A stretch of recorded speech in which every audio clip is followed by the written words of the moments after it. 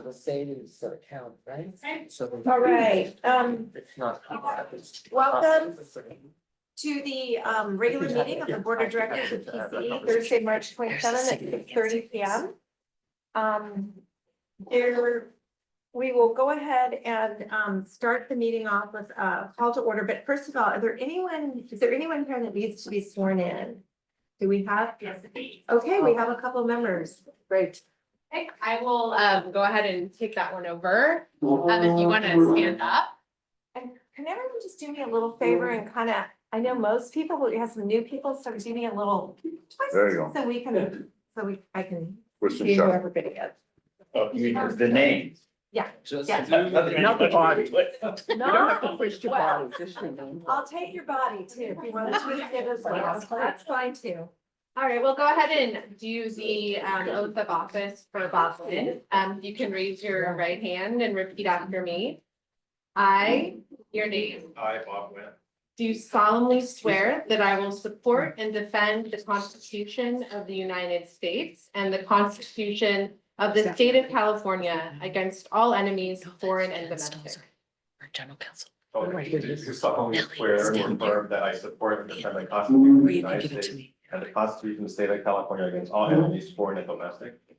That I will bear true faith and allegiance to the Constitution of the United States and the Constitution of the State of California. That I will bear true faith and allegiance to the Constitution of the United States and the Constitution of the State of California. That I will take this obligation freely without any mental reservation or purpose of evasion. That I will take this obligation freely without any mental reservation or purpose of evasion. And that I will well and faithfully discharge the duties upon which I am about to enter. And that I will well and faithfully discharge the duties upon which I am about to enter. Welcome. Thank you. Thank you. Thank you, Director again. Okay, we will have a roll call, please. Miss Nellie, is it Nellie or Brianna doing? It's me. Okay, Nellie. Nelly's back. When I call your jurisdiction, if you'll please state your name. San Mateo County, Jackie Spear. San Mateo County, I'd be familiar with Verdigent. Atherton, Rick DeGolia. Belmont, Tom McEwen. Marion Spain, Colleen Mackin. Burlingame, Donna Wilson. Colma, Daly City. I don't believe he's able to join us yet, but I just want to note that our director, Dos Magul from Daly City will be joining us under AB 2449 as a just cause exemption. But he let me know he's going to be a little bit tardy jumping on, so you'll see him here eventually. Okay, East Palo Alto, Carlos Romero. thank you, Foster City, Stacy Benz, you, Half Moon Bay, Patrick Johnson. you, Hillsborough. Leslie Ragsdale. Yeah, and Leslie is joining us virtually via address on the agenda. Los Banos, Michael Lamaville. thank you, joining us from Los Banos. Menlo Park, Betsy Nash. Millbrae, On with. Utica, Right. Portola Valley, Rebecca Flynn. Yeah. Redwood City. Who will probably be a little bit late as well. San Bruno, Marty Medina. here, San Carlos. San Mateo, Adam Lorraine. South San Francisco. Woodside, That's on Embrace. okay, thank you, and we have a quorum. Fantastic, thank you, Nellie. Since we have a participant under AB 2449, do we need to take an approval and a vote for that? No, a just cause exemption doesn't require a vote. Does not require a vote. All right, we will move ahead then. We have public comment. I think, James, I saw you have something. Please join us. I know you are for sure. And then Thank Nellie, I'll you. get to you with anyone that might. Thank you. Hey, thanks. Good evening. I'm James Talea, the Senior Energy Coach at Home Energy Analytics. This is an introduction for some and update for the rest. HEA runs the free Home Intel Energy Efficiency Program, and it's available for PCE's renters and homeowners in any type of residence. Home Intel makes energy bills more affordable. The program helps via both online software and expert energy coaches. We have now helped over 80,000 customers in PG&E service territory, including over 6,000 in San Mateo County in your territory and 150 in Los Baños. Average savings are $350 per year. Average savings for larger home areas like Atherton is $2,000 per year, and some save even more. Home Intel, available in both English and Spanish, includes an online analysis of all electricity and gas usage to identify energy waste and then provide specific savings recommendations. Many savings opportunities are low or no cost. Our expert energy coaches help residents make the most of the Home Intel analysis via phone, email, or Zoom meetings. We also help residents choose the best electric rate plan, and we do a home electrification planning analysis. The Home Intel analysis updates over time to help residents track their progress and continue to save. We have a long history with this community, going back about 15 years to initial funding from community grants from the town of Atherton and others. And we did our first energy savings program in Atherton, Portola Valley, and Woodside soon after that. We thank Director DeGolia and others for their early support. We also thank PCE staff for working with us in various ways over the years, including email outreach for some home electrification programs done in your area, and for including Home Intel on the PCE website. I'm meeting soon with your new energy efficiency program manager to see how we can best collaborate further to help meet PCE's decarbonization objectives and to make bills more affordable for more residents here. A few of you are already clients, but the rest of you can learn more about Home Intel, can help your customers by signing up for the program yourselves, using the info on the flyer I will pass around. I will also provide e-copies that can be passed along through the board clerk. Thank you very much. Thank you very much, James. Really appreciate it. All right, are there any other members of the public who would like to make a comment for something not on the agenda this evening? Is there anyone behind me, Nellie, anyone online? All right, we're gonna go ahead and close public comment. We're gonna take an action to set the agenda and to approve the consent agenda items, but I would like, first of all, to allow Nellie to provide us with a little bit more explanation on item 3. Yes, thank you. Thanks to our very own Leslie Ragsdale, who's online virtually, who noted a slight error in my minutes. I inadvertently checked the wrong box as to who voted from San Mateo County. Jackie, Supervisor Spear, you were here last meeting, and you voted on an item, and I inadvertently marked it as Supervisor PA. So I have corrected that. There's an at-places memo. It is posted online. There are copies in back to public. And that is what we would like to prove. Okay, and those minutes are in front of everyone in case they need to refer back to those. So with that, is there any, I'm gonna first ask the board and then the public, is there any item that any board member would like to remove from the consent calendar? Everyone okay? Members of the public? All right, is there someone who would like to make a motion to set the agenda and approve the consent agenda items, please? So moved. Thank you very much. Okay. We have a motion by Director Medina and a second by Director Romero. May we have a roll call vote, please, Nellie? San Mateo County, Aye. San Mateo County, Aye. Atherton, Yes. Belmont, Aye. Brisbane, Aye. Burlingame, Aye. Tolma, Daly City, East Palo Alto, Yes. Boston City, Yes. Half Moon Bay, Yes. Hillsborough, Yes. Los Banos, Yes. Menlo Park, Yes. Millbrae. Aye. Pacifica, Aye. Portola Valley, Aye. Redwood City, San Bruno, Aye. San Carlos, San Mateo, Yes. South San Francisco, Woodside. Aye. Motion passes. Thank you very much. All right, moving on to the regular agenda. The first item is the chair report. So I only have 2 things to report on.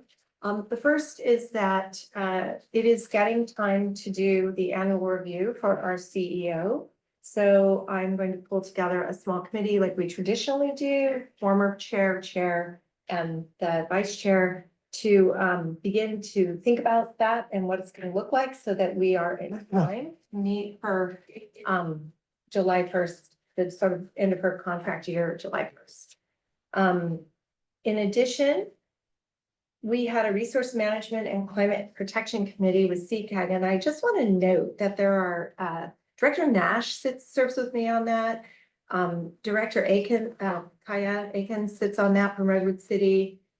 I believe there are even a couple more. There's a lot of overlap between that committee and this committee. So one of the things we had discussed at the last meeting was working with Raphael in particular and Shalini to see if there's any synergies around any of the programs that they're doing and we're working on, just to have a little more robust communication between the two groups to make sure that we're not missing anything or doing things twice, or we're not losing any synergies that could occur. Great.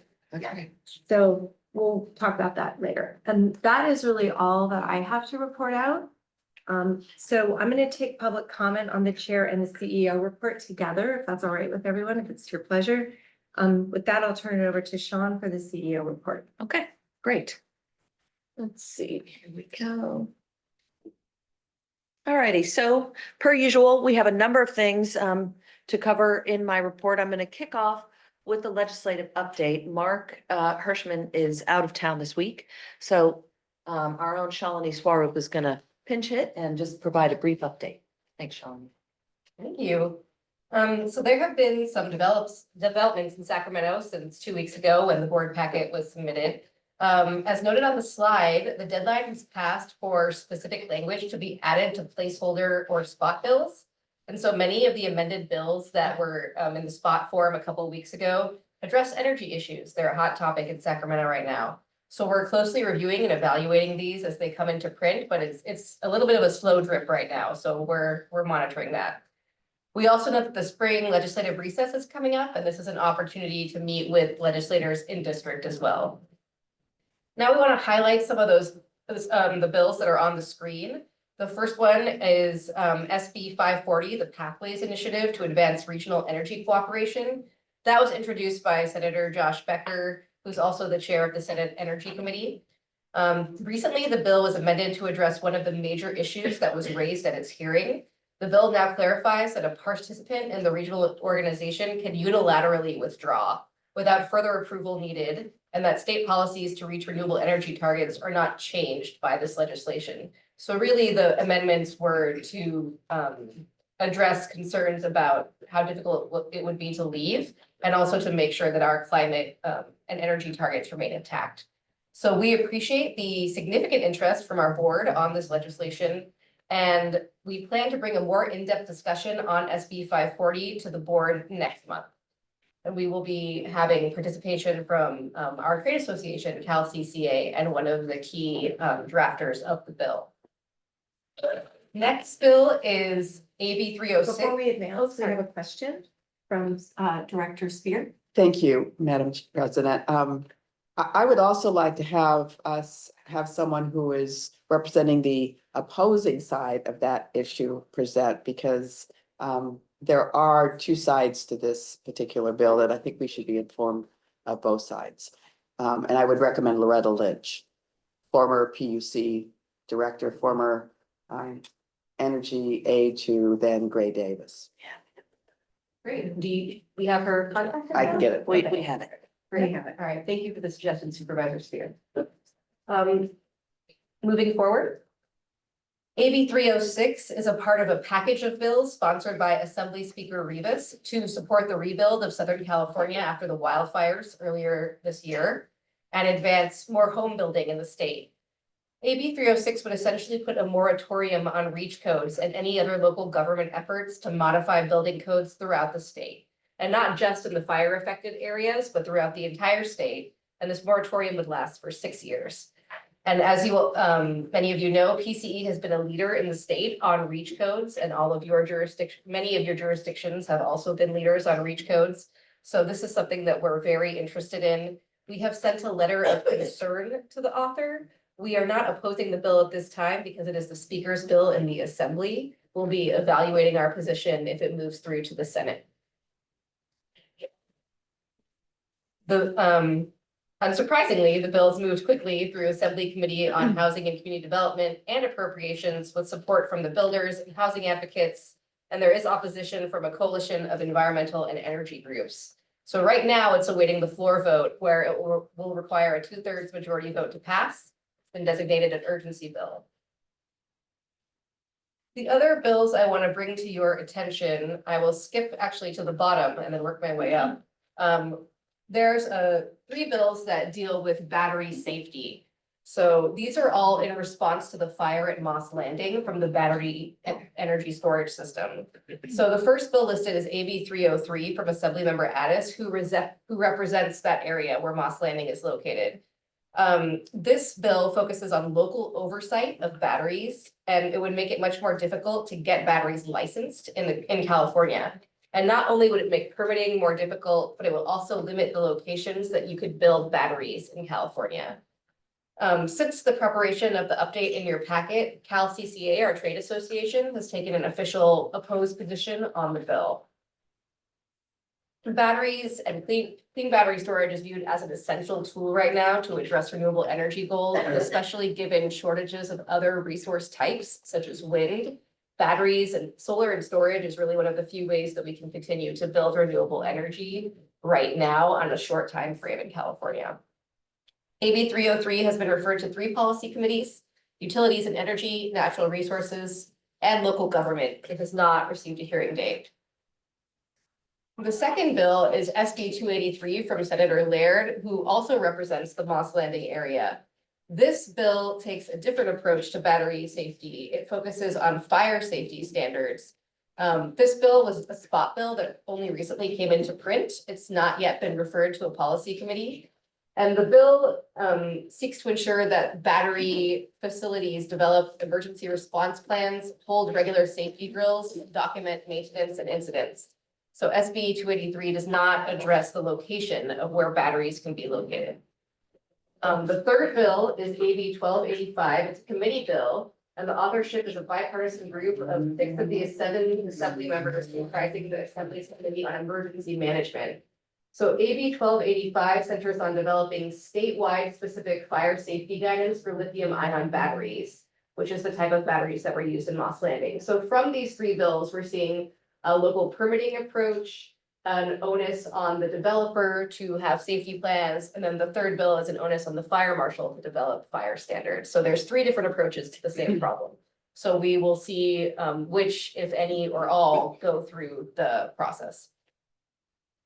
And then the last bill written up there is, You want me to take that one? Sure, yeah, sorry. that's fine. I added that one, so I meant to tell you that, so I apologize. That's my bad. Right. I'll fully own I that. have more to say, but I'll give it to Sean for now. Oh, no, please, do you want to finish up? No, go. All right, so just to call to your attention, there's a new bill that was introduced last week by Assemblywoman Pappen. It is AB 1285. It is a very specific bill pertaining to regenerative braking with Caltrain. You all know that Caltrain is a relatively new customer for both us and San Jose Clean Energy. And so in essence, what it is requiring is that credit for regenerative braking be offered to Caltrain through a net billing tariff program that PG&E already has. Our board also had approved that, but until now, it hadn't really come up. And so we are working with Caltrain and San Jose to work out an agreement, because in principle, we've agreed that we would go ahead and offer that. If we get the credit for that regenerative braking, it'll be passed back out to Caltrain. Currently, we are not receiving that credit, so nobody's getting that. And the idea here would be that PCE and San Jose would be removed from the bill, and it would really be focused on making sure that PG&E offers that up as well. So I'm just flagging that for you all. We'll provide more detail on that once we've had these meetings and some progress at our next meeting. And I have 2 more legislative updates that did not make the slide. The first involves the cost of living. We all know that the cost of living and energy affordability has been a real challenge over the past few years. So 2 days ago, 38 assembly members wrote to President Reynolds of the CPUC and asked her to reduce the return on equity of the investor-owned utilities by 1% for all of them throughout the state. They also asked for the CPUC to do an independent analysis of the return on equity. Right now, the utilities bring that to the commission. And they also said that alternative financing options should be available for future capital needs.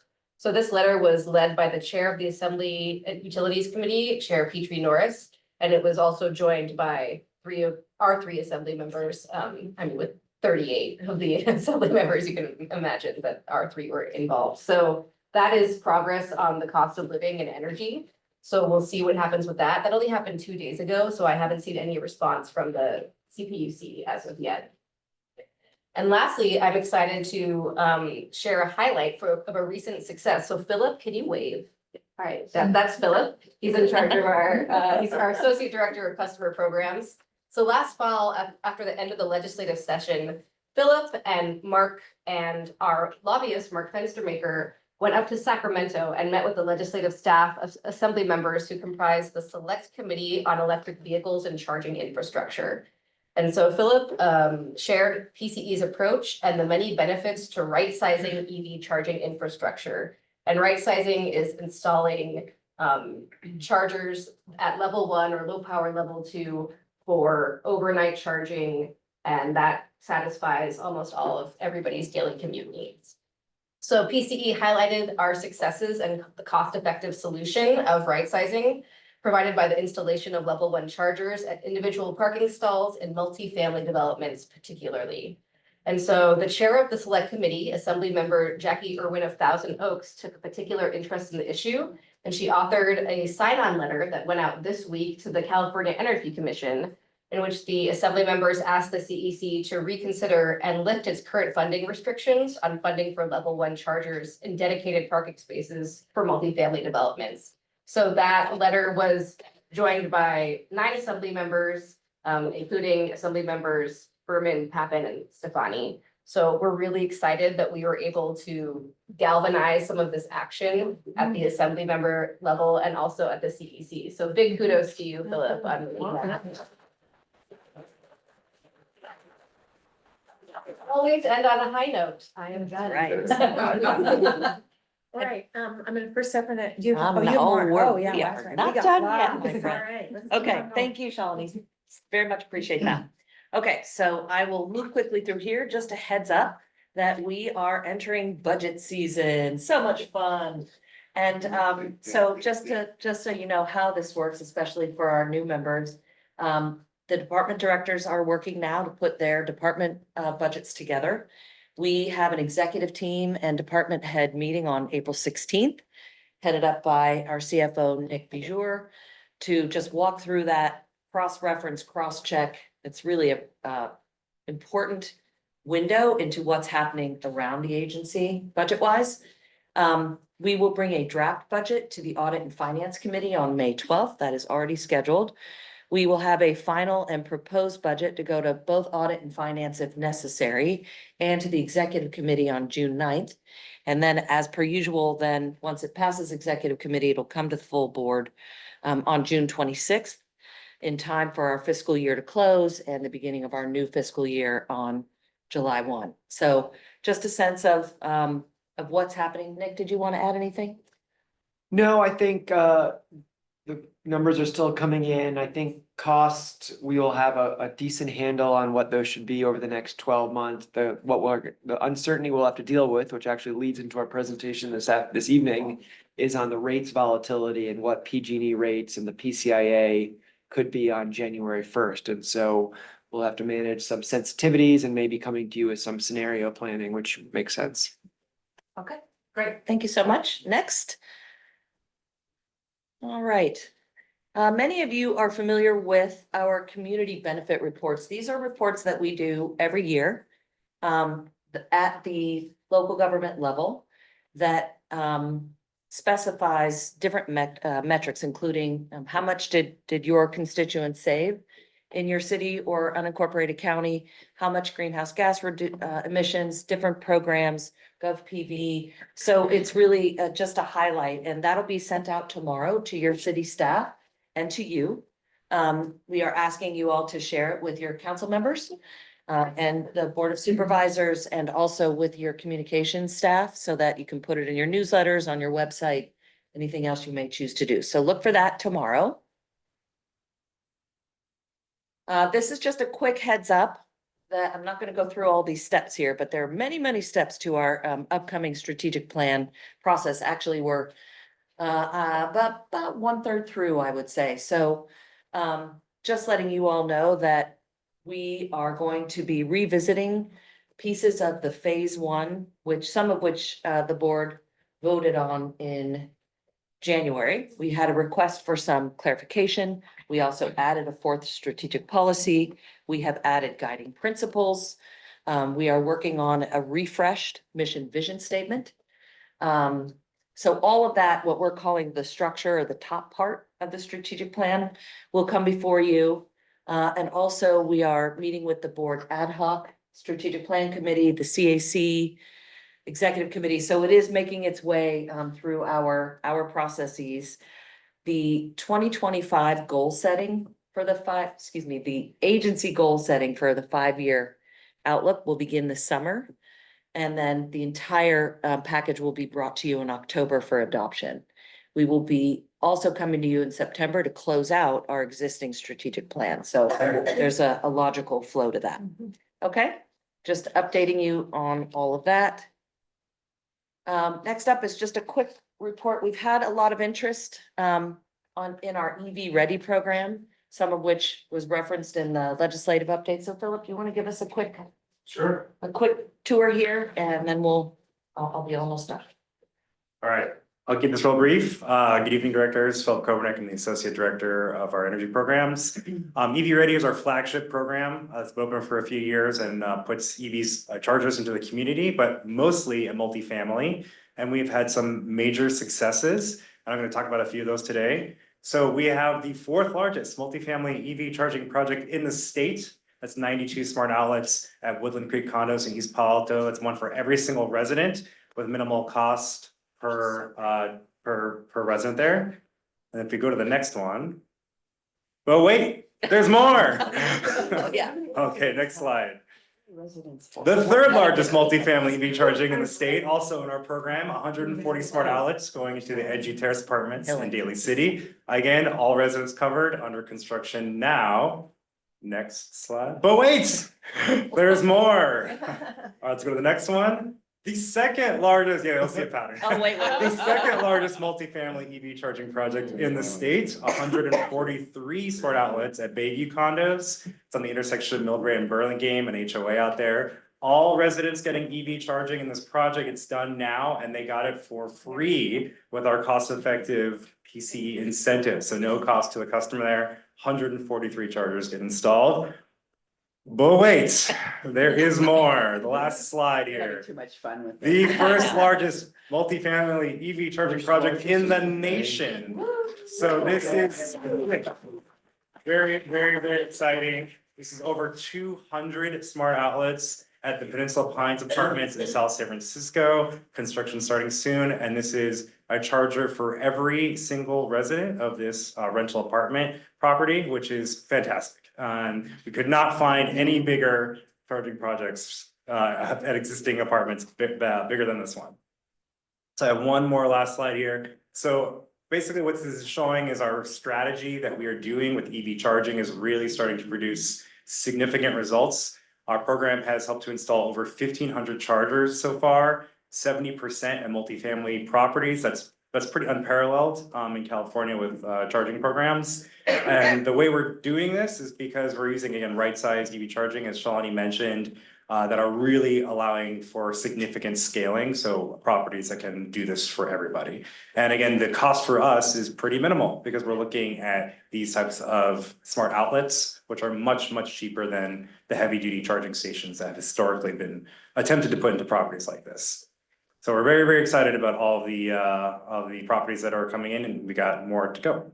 Thanks. I think there's some questions. Average per port cost and. Oh, yeah, of course. Yeah. So, all right. Thank you. So these projects are putting in charging at about $2,000 each, roughly. So our average incentive is that amount. In general, we were seeing costs in that range, about $2,500 to put these types of outlets in. That's in comparison to over $12,000 to put in level 2 chargers that we see in other state programs. So really the point is that the way that we're putting in charging is 5 times cheaper than the state average in their statewide programs. And that's The primary reason we're able to scale at this level is because we're doing things much more cost effectively and in a way that lets us go much bigger. Philip, I think you have a question. Do you have a question, Supervisor? So Yes. I was wondering, for instance, in the East Palo Alto project, Yes. how many, that's operational, correct? Yes, it's running out right now. So how many homeowners or residents, I should say, have electric vehicles and are using them? So we're gonna get data on that pretty soon. I know just just by being there that there's a few, and I know that there's more that are coming in. We don't have specifics yet because we don't have that level of specificity on DMV registrations. But we will get that eventually, and then we are gonna get some data from these companies eventually to get utilization. But we know from other projects that once these chargers get installed, they get very quickly used. Yes, Director McHugh. Tom. Yes. Oh, okay, sorry. So in my day job, I have a client in San Francisco who put in one EV charging station. City, issued permits, licensed contractor, whole 9 yards. They show up to do the final inspection and they say, oh, you didn't upgrade the fire sprinklers. No. We have a special requirement that you have to put, if you put an EV charging station inside a building, you have to put in special fire sprinklers. The cost of this fire sprinkler modifications is 5 times the cost of what it costs them to install the EV charging station. Have you run into that anywhere? We have not experienced that in our program, fortunately. I'm gonna have to follow up with you offline to learn a little bit more about that. I'll be honest, it's the first I'm hearing of that type of issue, Okay. but we haven't experienced that yet, no. Okay, thank you. Stop, Dr. Nash. Are these chargers open to the public while they're not being fully utilized by the residents? Mostly not, actually. So for most of these programs, for most of these properties rather, we typically recommend putting them to assigned parking spaces. They're a lot more cost effective to do that than opening them up for the public. Opening up for the public introduces more complicated systems, some ADA requirements, restriping, things like that. And then the way that these are set up, they're typically behind a gate for residents only. So we really advise putting them to assigned parking spaces. How does the cost, so they plug in your EV, Yes. are they separately metered, so each individual resident is paying, or is the overall property management company paying for the electricity? Yeah, that's a great question. So for these, there's a little bit of difference in how they're specifically done that ranges from property to property. But these projects are all being installed on common meters. And so each of these smart outlets has a billing functionality built into it. So there's an app that comes with most of these smart outlets. So residents or homeowners will use their app to start charging. And then the app will have a credit card built in. So that's how they're paying. So the HOA or the rental property management company isn't giving away the energy for free. They're collecting it from the residents or the homeowners. Thank you, Philip. Thank you. Appreciate it. Okay. Alrighty, I'm almost done. So upcoming, we have a lot of community events happening in April, primarily because April is Earth Day month. Yeah. So you can see that here. You can see all this on our website. If any board member would like to come and join us for a couple of hours to table at any one of these events, you're more than welcome to do so. Give us a call. All right. We are announcing 4 summer internships. If you know of anyone, please send them to our website. And the application deadline is April 15th for this summer. Age. Undergraduate and graduate level students. And here's our upcoming meetings. So that concludes my report. Yes, Nellie? And one small pitch from the board's clerk, if you haven't turned in your Form 700s, deadline is on Tuesday. Papers are available at the back of the side of the room over here. So please turn in your Form 700s to me. Thank you. And a reminder that this year, wet signatures, physical copies. Next year, so much easier. Thank you. Director Wright? Do you have any internships for outstanding high school students at all? We do not at this time. We may consider that in the future. But if you look at some of the individual cities that have offices of sustainability, like I know in Burlingame, we've taken on interns. So you might check with your city, or maybe if you have people living throughout the county, those might be available. And the other is, I do believe on occasion, Sustainable San Mateo County has taken on some high school interns. So 2 high school students working on our sustainability program. And I would just like to see them take that another step. So I'm just looking for an opportunity. Thank you. All right, that concludes the CEO report. Okay, And are we're- there questions? Anyone? Additional questions? Okay, members of the public, questions on the CEO or? All right, we'll go ahead and close public comment and 4 and 5, and we'll open it up. Number 6, we'll have Jason Mendelson, please. I see you hiding in the corner. All right, this is a Community Advisory Committee reporting update by our chair, Jason Mendelson. Thank you. I apologize in advance. I have a terrible cold, so I'm gonna make you all feel terrible if you're here. I apologize. We are so grateful. No, thank you. Good evening, and I also probably realize now I will not be able to see as I do this, but we'll try. Good evening, and thank you, Chair Colson, and honorable PC board, staff, and members of the community. I'm delighted to share what occurred at the CAC Community Advisory Committee meeting on March 13th, 2025. First, the Community Advisory Committee heard a presentation from staff led by Programs Manager on Energy Efficiency, Shelby Bush, outlining an energy efficiency program the PC is exploring under the CPUC rubric. This would be a program with external funding from the CPUC that would scale decarbonization to meet climate goals. The CAC had a robust discussion and provided feedback and unanimously made the following recommendation. The CAC encourages staff to explore how to achieve energy efficiency in programs by maximizing benefits to equity customers, pursuing enforceable prevailing wage, advocate to the California Public Utilities Commission to streamline the funding process, prevent bill impacts on lower income customers, supporting small businesses, and support the existing energy efficiency programs. Next, the CAC received a report from our member Aurelio Huizar, who explained how energy-related discounts and assistance programs are available to renters and the difficulties that many renters in our communities face in dealing with energy costs and related matters. I highly recommend everyone on the board to review his presentation from the CAC minutes and reach out to him if you have specific questions. He works in this every day, and it was fascinating, and I think we need to develop further for a large segment of our residents.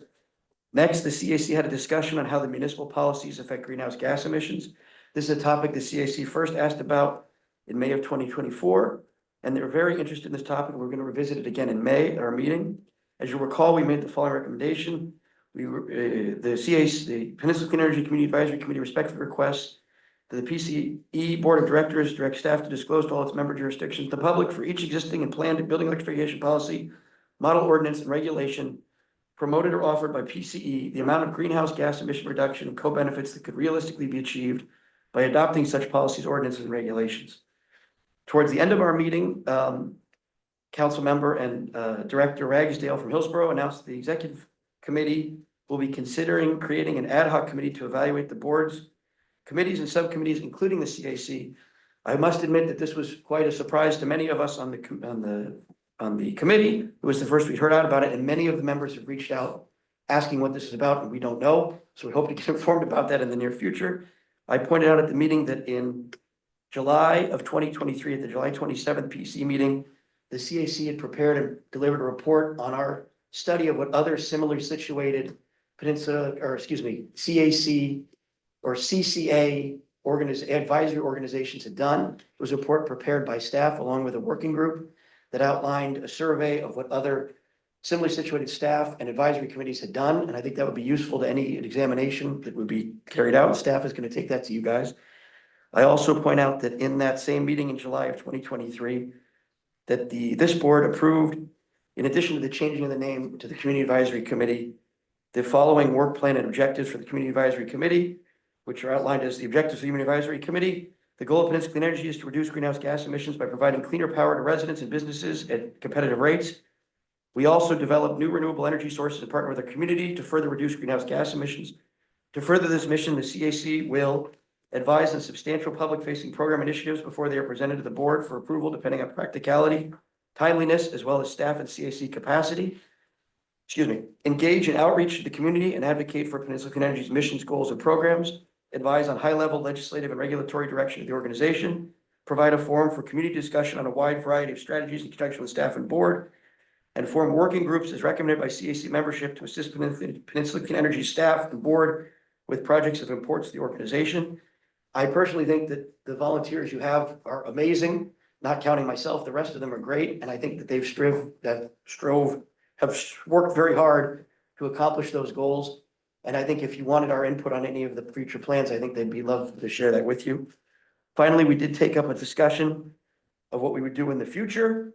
And the volunteers were solicited to help with those Earth Fair events. They're great. I don't know if you got to look at the list that was just presented, but I think every member of the CAC is going to participate in at least one of those forums. And they're amazingly robust as they've grown over the years to both present the mission of PCE, but also explore what other people are doing and share that knowledge amongst the communities.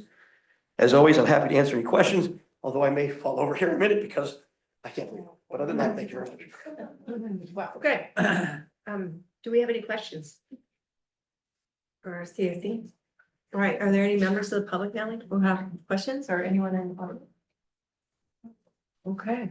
Jason, thank you so very much. We Yeah, well, really appreciate it. Yeah, feel better. Poor guy.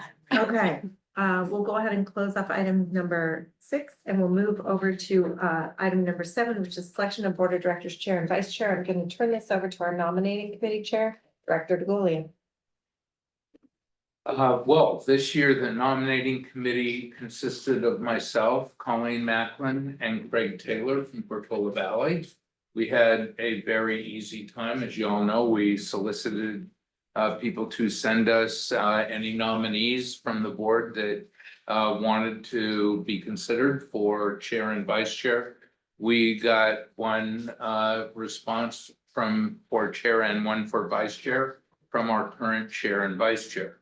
And we are very happy to nominate them as the nominees to be chair and vice chair for the next year. And I'll make a motion to approve that. So can we maybe get if there's any comment here or any public comment or discussion? All right. I support this nomination. Thank you, Director Lane. Nellie, do we have any public comment on this? All right, we'll go ahead and close public comment. Roll call. Roll call vote, but I'll just say Marty and I have been a great team working together. Yeah, it's really an honor, and so thank you very much. I mean, we're doing amazing work, and there's so much more to do, and so I'm really pleased and looking forward to working with Donna and every one of you. Thank you. Yes, Director Nash. I just want to say thank you to both of you for taking on this responsibility. I know it's a lot of work and I really appreciate it. You do great. Wow, this is a very, very easy board to work with. Everyone is so devoted, dedicated, passionate about it. Our staff is excellent. But we're running a big company here and everyone puts a lot of time in. And everyone raises their hands when there's something to be done. So I'm just really grateful because I don't think we could all do it. It could work for everyone here. Yes, Nellie. I'm sorry, I think that I missed who our seconder was. Oh, we had, sorry, usually we had a motion by, let's see, we had a Director DeGolia and a second by Director Aburish. Did I say it? Okay, thank you. Please correct me if I'm wrong. All right, Nellie, we'll close public comment and take a roll call vote, please. San Mateo County. Enthusiastic eye. San Mateo County. Aye. Atherton. Yes. Belmont. Aye. Brisbane. Aye. Burlingame. Aye. Colma. Daly City. Aye. East Palo Alto. Sure, yes. Gloucester City. Yes. Half Bay. Yes. Hillsborough. Very, very grateful to you both. Enthusiastic. Aye. Thank you. Los Angeles. Yes. Menlo Park. Yes. Millbrae. Aye. Pacifica. Aye. Portola Valley. Yes. Redwood City. San Bruno. A grateful eye. San Carlos. And Hale. Yes. South San Francisco. Yes. And Woodside. Aye. Okay, motion carries. Fantastic. Thank you all very much. We'll look forward to working together for another year. We have item number 9, study sessions. I am going to turn this, there will be 2 different study sessions. The first one will be led by Roy Shu, our Senior Director of Power Resources. we anticipate, just so everyone's got, we're gonna try to budget no more than an hour for this. It's Shorter, 45. okay, 45 minutes. You know me. I like a short meeting. Thank you very much. This is PCE Energy 101. And then secondly, we'll have the managing volatility of cost and energy and power charge and difference adjustments, and that's gonna be led by our CFO, Nick Boucher. Okay, Gonna kick it off? You yes, mind? please, I'm gonna Sean. kick it off briefly. First of all, I just want to say, welcome and thank you all for attending tonight. I think you're in for a big treat. I also think that, you know, you're in for a lot of information as, so many of you are new. So apologies that it continues to be a little bit of drinking from a fire hose, but, this is part of our effort to continue the education of our entire board, including our new board, to understand the business that we're in. And so I think you will enjoy, hearing from all of our amazing staff. I also just at this time want to announce a couple of other opportunities for education. One is the Cal CCA Annual Conference. That is April 28 and 29 in Irvine. We are happy to sponsor your trip to that conference. I know so far, Director DeGolia is attending and I think a couple of others. So please let us know if you would like to go. That is in Irvine. And the third is we will be hosting a field trip to the California Independent System Operator, CAISO. That is a one-day trip in Folsom. And I believe that's May 30th. Is that correct?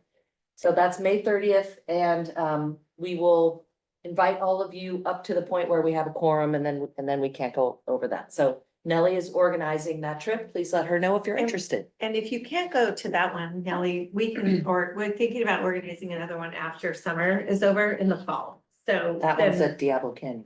there'll be Diablo Canyon, but if we need to go back to Oh, yeah, CAISO we again, we can organize another one. So if there's a lot of people who want to go, we'll make sure everyone gets accommodated. So don't worry. I'm out of town that particular day, so I can't go. So I would love to do something in a second. Okay. We'll figure it out. Great.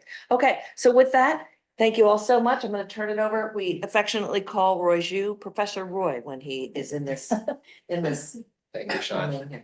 Roy Zhu, Senior Director of Power Resources. First, I want to apologize for having you sit through a study session at 7 p.m. in the evening, and especially for those who may have heard this presentation before or know some of the information I'm going to present. But power procurement is 90% of our budget. It is a very complex area, and it keeps on evolving day to day, which is an understatement. So it is important for board members to understand what we do. So this is an overview of some basic information on the California energy market, what PCE does or has accomplished, and how everything comes together to the cost of energy that eventually impacts our ratepayers. So I'll start by this graphic, which most of you have seen on websites. Let me first start by saying, okay, if we plug your cell phone and your laptop into an outlet, where did the power come from? So the power comes from a power plant, which is shown in green. These are solar plants, wind farms, and we still have natural gas facilities. And then it goes through the transmission and distribution system, and then it ultimately delivers to our house, and that's where the power comes from. So power procurement mainly handles the area in green, and actually Peninsula Clean Energy does generation, but does not do transmission distribution. And we have a lot of customer programs we'll also manage. So today we're going to talk about just the green piece here, about power procurement. And in order to procure power for our customers, the first thing we need to know is how much we need to buy for our customers. And that we call load or electricity consumption. So in our house, we pay bills after we consume the electricity a month, and we get a bill and we pay for it. But in our business, we buy most of our load or electricity ahead of time, so we're not exposed to market conditions.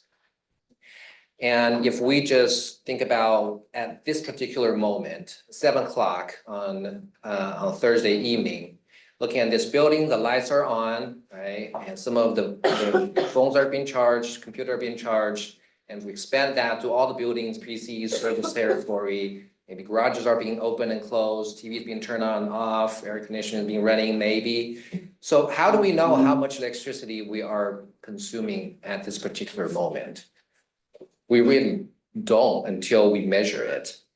So for us to buy electricity ahead of time, we need to do load forecasts, and that's part of Power Resources. We do our in-house load forecast. So we have to start somewhere. And one of the method is looking at historical. So what's on the chart right now is the 2024 PCE average hourly load by quarter. So, and I want to do this as interactive as possible. So if anybody can tell from this graph, if we use historical load to forecast what's the current consumption of electricity in PCE service territory, what would it be? Well, let me see if this pointer works. So we are at this one. Can I use this screen instead? So we're at 7 o'clock and we're in Q1, or lower, say we're in the end of Q1.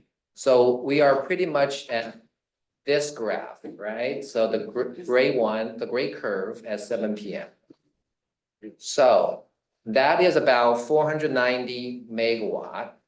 And 1 megawatt equals 1,000 kilowatt, which is more of a household unit that we're familiar with. So 490 megawatts, 490,000 kilowatt. So that is just a forecast based on historical curve. Is that accurate? Probably not, right? That's only one piece of low forecasting. We have to look at our weather forecast for the next year. We have to take into account load growth. We have to take into account behind the meter solar. We have to take into account EV, electrification. All of that goes into the load forecasting. So when Nick presents on a quarterly basis how much we're off from our load forecast, that's what it means. So we did our best to forecast what the load consumption is, but we're always off. Like you can't impossibly perfectly guess what your consumption is going to be, but we try. Excuses. So let's, for example, let's just for the purpose of this presentation, let's just assume right now we are at this moment instantaneously we're consuming 490 megawatts of power. So if we sustain that consumption for 1 hour, that is 490,000 kilowatt hour. So that is an energy unit. So we multiply the capacity unit, which is in kilowatt, times the time equals energy, which is the amount of electricity used, which is no different from using a water analogy, the size of a hose, or it's the rate of water flow, gallons per minute times the minute equals the amount of water used. That's the same concept. So in 1 hour, we use 490 megawatt hours. 1 year has 8,760 hours, and PCE's annual retail load is so it's 3,403 gigawatt hour. So that is actually the actual consumption that we measured after the fact for 2024, for calendar year 2024. And then the rest were our forecasts for the next 4 years. And Nick will let me know if these are accurate or not when we get to those years. But we do update those numbers periodically to reflect new information that we learn as we go through the years. This seems to be a very large number, but it only constitutes 1.5% of our system load, right? If we look at the entire California, PCE only consumes 1.5% of the system load. Oh, yes, Rick, go ahead. Okay, so you explained that you are estimating what our load is going to be, which is demand for power. Right. And you use the analogy of water, which I think is a perfect analogy because water flows just like electricity. Right. The issue is we all know how water works, right? Which is there's a bunch of water in the main system that's at your meter. And if you turn on the nozzle, the water comes out.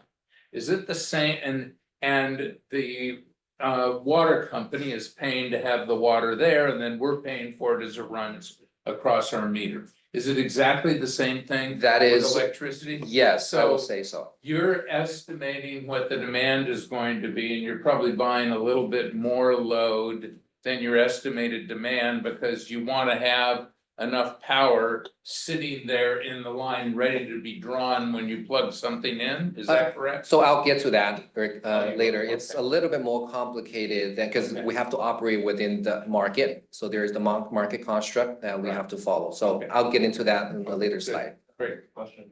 Yes, Bob. Your growth rate doesn't seem that aggressive, right? What's the reason for? Yeah, right.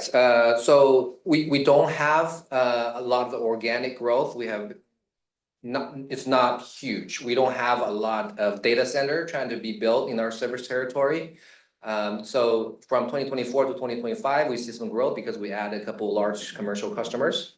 But we're not forecasting significant low growth in the coming years. So we have like increased EV adoption, right? Wouldn't that make sense? Yes, so these forecasts does include that, so we do work with programs to incorporate those assumptions into our load forecast. But there's also on the other side, there's energy storage and behind the meter solar that offsets electricity consumption at the same time. So there's this balancing act going on. Okay, so so we talked about 1.5% of the grid. So what is the grid? The grid is composed of quite a few what we call balancing authorities. And the balancing authority is an entity that maintains reliability of their system and helps to balance the demand of electricity and supply of generation. And the largest balancing authority in California is the California ISO, and they controls 80% of our system, and that is the orange footprint on that map. And PCE operates within the ISO. And that is important because the ISO is also a market that I'll get into later. So within the California grid, we have different kinds of load serving entities. PCE is a load serving entity along with all the other CCAs. But we're just one of 4 types of load serving entities. There's the investor-owned utilities, which are the SCE, PG&E, and SDG&E. There's the publicly owned utilities. The largest ones will be LADWP and SMUD. And then there's the energy service provider, AKA Direct Access, which is our competitor to some extent. So we all serve load to customers from what we have. But it doesn't stop here, right? So that's just California, but we're not islanded. There's the whole Western Interconnect. And they're all connected by miles of transmission lines. And we do business just like in the commerce world. There's import into the ISO, there's export into the ISO. And we talked a little bit earlier about regionalization, which is trying to, again, using a commerce analogy, would be like creating a World Trade Center, or a trade organization, right? So it's essentially trying to promote more efficient matching of demand and supply. I put a question mark there because there's pros and cons and there are debates about how to organize it, what the benefits are and all that. So I'm not gonna get into that. Just know that we're connected to the rest of the West, all the way to Canada and to Baja California. So a little bit about the energy wholesale market that we operate under, and Rick, that might address some of your questions. So let's use the water analogy again. So it's a body of water, let's just imagine, and you're trying to draw water from this pool. And you're at the same time trying to inject water into this pool. And the place you inject the water and draw the water from, if they're different, the market price might be different. Okay, so that's what's happening on the California electricity grid wholesale side. Is there are all sorts of generation facility, whether that's solar, wind, fossil fuel, that is producing power and generating electricity and injecting onto the grid. At the same time, there are all these load serving entities that I showed on the earlier slide, drawing power to serve their customers.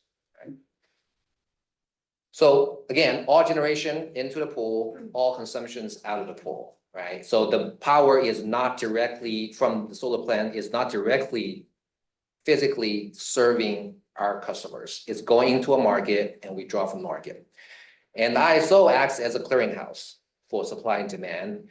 And it is a 24/7 non-stop market. Unlike the stock market, it operates a lot like the stock market, but it doesn't stop at 1 p.m.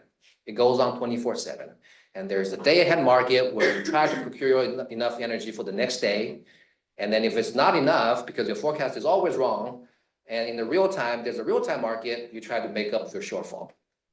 So that's how the ISO market works. Again, the different locations on the grid has different pricing. So what PCE tried to do is we try to procure and supply enough generation to the grid to match PCE's load or demand. Okay, any question here? Okay. So here, so this is not a 101 slide, this is probably a 201 slide, and if you can follow the math, that would be great. So this is an example on how energy settles in the market. And okay, so let's start with the left. PCE, let's say, has 100 megawatt hour of load for this hour, because that's our consumption. And the market price is $100 per megawatt. So that means we paid the California ISO, or pay the market $10,000 to serve our load. That makes sense. Okay, at the same time, same hour, PCE has a generation asset, and that's on the right, say it's solar, and that is injecting 100 megawatt hour into the grid at $90. So we get paid by the ISO by for $9,000 by absorbing that, by taking on that generation from our resource. So right now we're paying $1,000 more than we're getting, right? But there is a missing piece here. What is the missing piece of cash flow? No, no, we don't deal with distribution, right? We're still, if you remember the first graphic I showed, we only deal with that green piece. What's missing here is that we still have to pay contract price for the solar generation that we contracted under long-term contract. And assuming that's $40, we're paying them $4,000 in that hour. So the net settlement is $5,000. Let me, sorry, can I do this slide, because I can't do the pointer on this one. So we have a net cost of $5,000 because we pay the PPA provider $4,000, market price $10,000, and we got a market revenue of $9,000. We net cost $5,000. So what this means is we paid a net cost of $5,000 to serve our PC's load of 100 megawatts for this hour. Okay, so let's expand this thought for a couple of different scenarios. Let's assume that this market price is $100. So then we will get $10,000 paid by the ISO. Then the market costs and revenue costs will offset each other. Then the only thing we pay is the PPA cost, which is the contract cost we pay for the generation, as if this market doesn't exist. And that's called a perfect hedge. So you essentially eliminated the market through this transaction that you've done.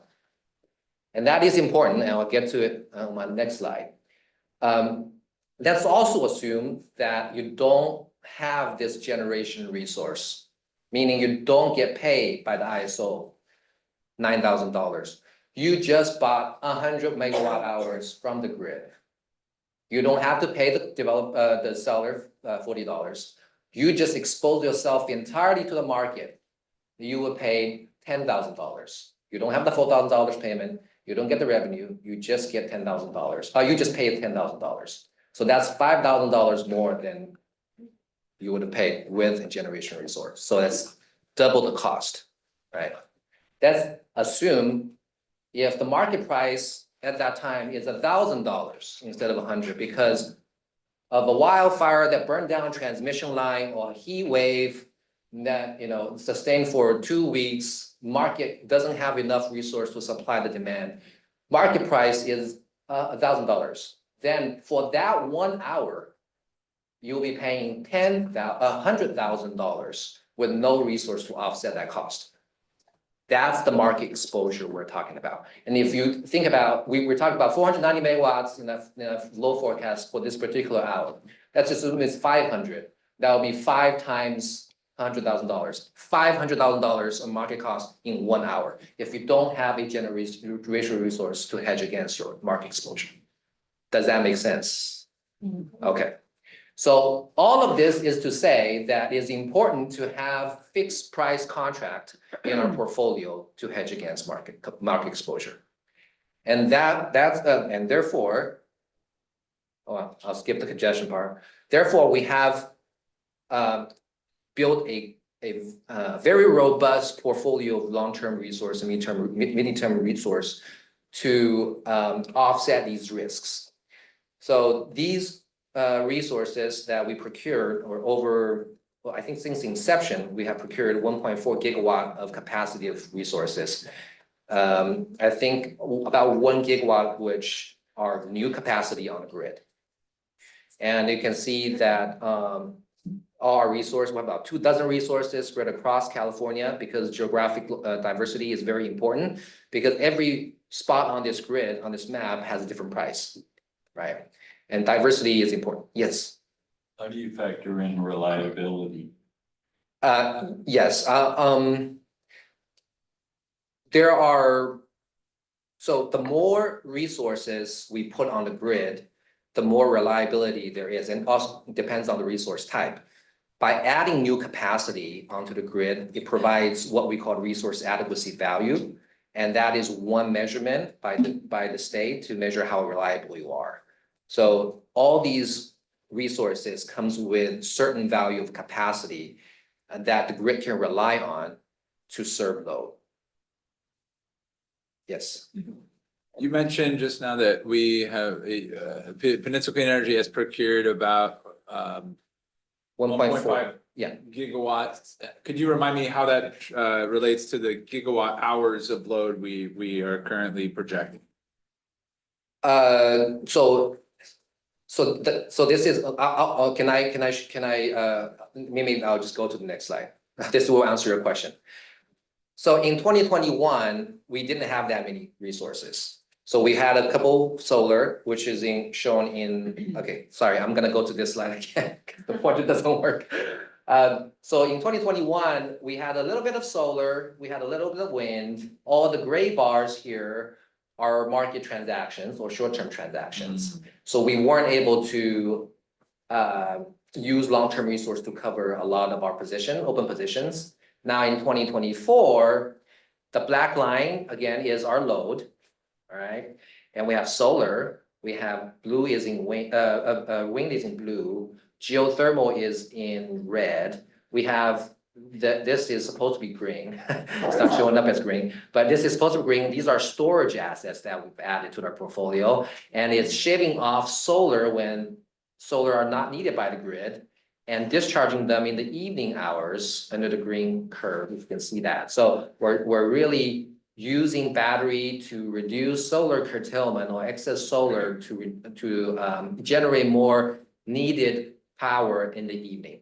So to answer your question, we have enough resources, at least this is a particular day in 2024, we had enough resources, even more than enough resources to cover our load with our generation resources. Wow. So right, the great part is our exposure to the market, correct? Right, the gray piece of each of the gray piece. lines, yeah. Yes, It's our so exposure to the market. We are purchasing that, right? Because we don't have PPAs for. yes, two things on that. This is showing 2024. In 2027, we've contracted quite a bit of resource. Not all the resource that on the previous slide are shown on this graph because a lot of projects we contracted are not online yet. For example, our SunZia contract, 220 megawatts of wind.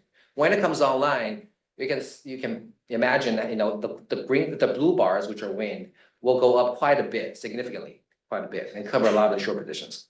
Now, this gray area is not entirely exposed to the market. They are covered by short-term transactions, what we usually call hedges, or financial instruments to cover risk. So where our actual open position is really only this area, if you see it in this area. this is the area that we are not covered by either long-term contracts or short-term contracts. So these, yes, the power does come from the grid on these gray bars, but we're financially hedged against market exposures. We have fixed the price on these purchases through short-term contracts. Right, but the hedge itself is a market instrument that Yes. fluctuates, right? That fluctuates, Yeah. exactly. It's Right. like an insurance, it's like an insurance product. Right. You would try to fix your product. Maybe you hit it below, maybe the market goes up, you make money. If market goes down, then you lose money. But then you're mitigate against the most extreme market exposures at the time. Yeah. Okay, and this is another view of, I'll keep on going to this one, of our portfolio mix, and this is based on megawatt hour. This is our retail energy mix, right? And this includes the large hydro resource that meets a majority of our Eco Plus requirements. As you can see, we have wind, solar, geothermal, small hydro, and large hydro. Very, very clean portfolio from a power content standpoint. Okay. Not to say we don't buy grid energy, but from a resource mix standpoint, we do pretty well. Okay, so far we've talked about everything related to energy, but that's not the only thing or product that we procure in power resource world. We also procure RA, MTR, REC. I'll explain all these in a very quick overview because each product can require an hour or two to explain. Yeah. But resource adequacy is a compliance requirement for load serving entities to demonstrate that we have enough capacity to serve our own load, plus a cushion. And MTR is a CPUC mandated procurement order to support reliability and basically requiring to buy new capacity from the grid. So both of those two are reliability related products that we purchase. Then we have REC, and renewable energy credit, which is 1 megawatt of energy generated by an eligible renewable resource and delivered to the grid. And eligible renewable resource in the California definition includes solar, wind, geothermal, biomass, biogas, small hydro, but the board had elected not to buy biomass, so we don't buy any biomass. We don't have any biogas in our portfolio either. And there are different buckets of REC. There's PC bucket 1 REC, bucket 2 REC, bucket 3 REC, but bucket 1 REC is the most valuable one that comes bundled with the energy. There's the last one, which, sorry for the coloring here, is the carbon-free attribute. And the carbon-free attribute is 1 megawatt of energy generated by the carbon-free resource and delivered to the grid. And that is, for now, large hydro and nuclear. So in addition to the product type, we have different types of procurement and channels. So we can buy all these products bundled in a long-term contract, such as a power purchase agreement for 15 and 20 years. And we have different channels to procure them through RFPs, through bilateral engagements, through joint procurement with other CCAs, through CC Power, or we can buy each of these individual products separately under short-term product transactions. And the long-term contracts, anything above 5 years will be approved by board. Anything below 5 years is now governed by the energy risk management policy that was approved and adopted by the board in November.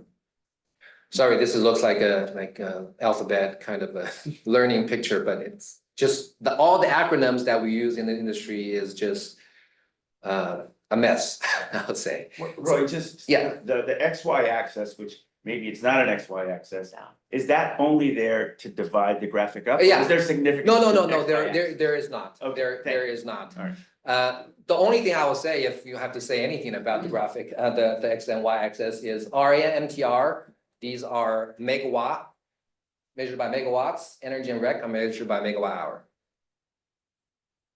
Yeah. And you're totally confused. It takes a while.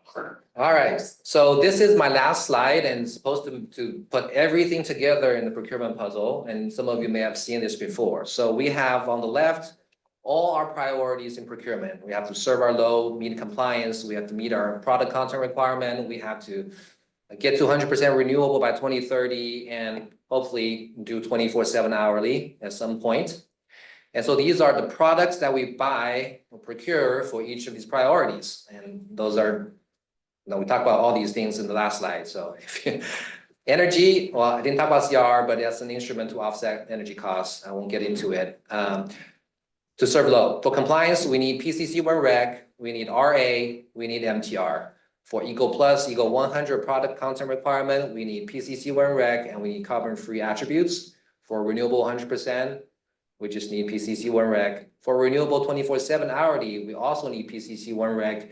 And in addition, we need to find, because right now, the rec RPS paradigm is just an annual accounting structure.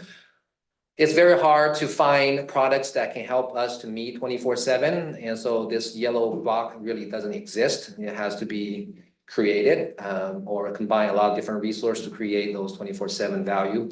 But a lot of the procurement we do are trying to maximize that. So I put that as a sort of a quote unquote block, but it is really not one particular product that we can procure for the market. So these are the products to meet our goals and priorities, and there are procurement strategies, right, that we deploy to reduce costs, minimize risk. So that's the who, where, what, when, and how. Who we contract with, that's diversity of our counterparty, where we contract these resources. Think about the map, all the resources in the map and have different prices. So locational diversity is important to us as well. What we procure, what type of resource procure, solar, wind, geothermal, they all have different shapes and profiles. So diversification of resource type is important. When we procure, so this is when we enter into contracts. And diversity of the timing entering contracts is also important. We don't want to buy everything in 1 year because maybe the price of that year is very high. And then how do we buy long-term, short-term, bundled, unbundled? So if we, so all these strategies and products together, and it really comes down to cost of energy, which is 90% of our budget. And sometimes we manage the risk very well. We're, for example, this year, we're $50 million under budget. Not all because of what my group does, and there's some market forces that we can't control that we benefit from. But yeah, and there could be risks that, we just can't anticipate, like extreme weather events, like maybe the investment tax credit gets repealed. All these risks can happen, and the next presentation will focus on this exact topic of risk and volatility.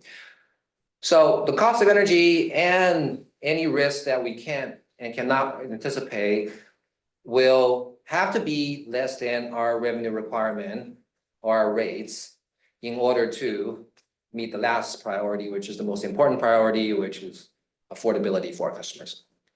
So that is the puzzle we try to solve on a day-to-day basis in procurement. All right, yes. Director Lorraine. Thank you. Can requirements such as resource adequacy and the midterm reliability? Yep. Be satisfied with energy procurement in kind of like a Venn diagram way? Or are they is there always an element of like additional procurement beyond like procuring energy that might meet that need? So in a bundled procurement, let's say, for example, we enter into a energy storage contract for 50 megawatts. And for simplicity, I would say that 50 megawatts of capacity, of storage capacity, will qualify for 50 megawatts of RA.